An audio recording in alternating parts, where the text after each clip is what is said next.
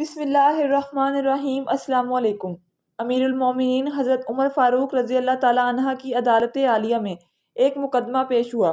دو خوبصورت نوجوان ایک نوجوان کو پکڑ کر حاضر ہوئے اور فریاد کی، اے امیر المومنین، اس نوجوان نے ہمارے بوڑھے باپ کو قتل کر دیا ہے، اس ظالم قاتل سے ہمارا حق دلوائیں۔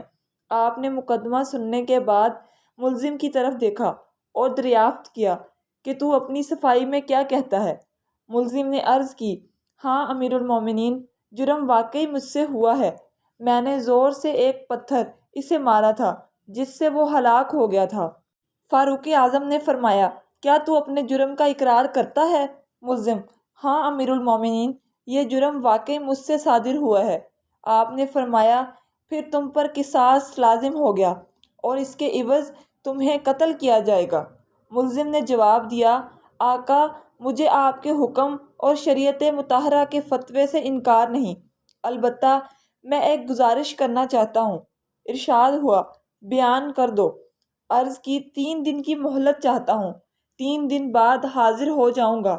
عظیم قائد نے کچھ دیر سر جھکا کر سوچا، غور کے بعد سر اٹھایا اور فرمایا، اچھا، کون ضامن ہوگا تمہارا کہ تم واقعی وعدے کو وفا کرنے کے لیے تیسرے دن عدالت عالیہ میں حاضر ہو کر خون کا بدلہ خون دو گے؟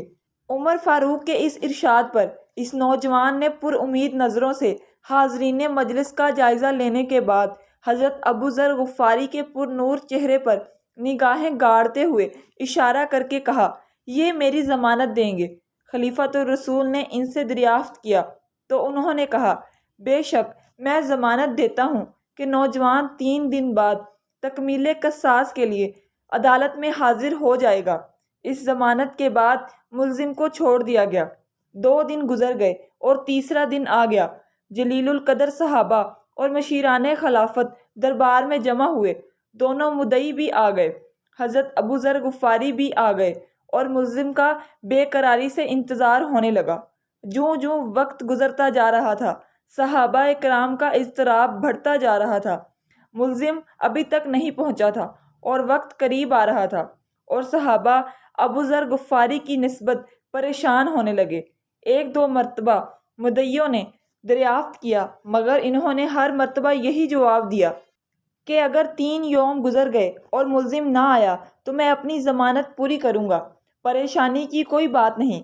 جب حاضرین پریشانی کی انتہا پر پہنچ گئے اور دہلا دینے والے انجام کے تصور سے ہم ہو گئے کہ اچانک ایک طرف سے ملزم دربار میں حاضر ہوا۔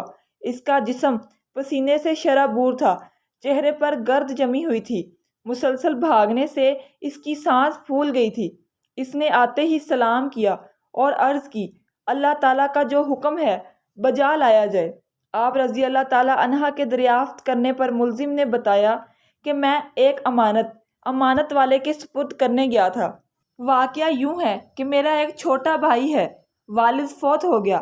موت سے پہلے اس نے میرے پاس میرے چھوٹے بھائی کے لیے کچھ سونا رکھا تھا اور وصیت کی تھی کہ جب وہ جوان ہو جائے تو اس کو دے دینا۔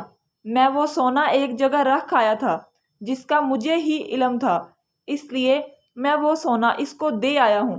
الحمدللہ میں نے امانت اس کے سپرد کر دی۔ جس پر امیر المومنین رضی اللہ تعالیٰ عنہ نے ابو ذر غفاری رضی اللہ تعالیٰ عنہ سے پوچھا کہ آپ نے ضمانت کیوں دی تھی؟ کیا یہ آپ کا واقف تھا؟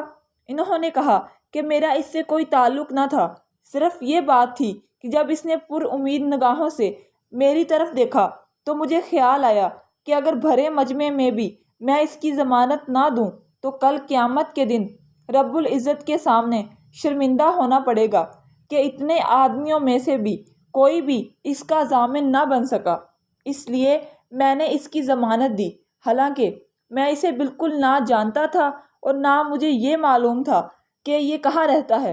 بس اس کی ظاہری شرافت نے مجھے یقین دلایا تھا کہ وعدے کا پکا ہے اور میں نے ضمانت دے دی۔ یہ بات سن کر حاضرین محفل اشک آلود ہو گئے۔ مدعیوں نے التجا کی، اے امیر المومنین، ہم نے اپنے باپ کا خون معاف کر دیا۔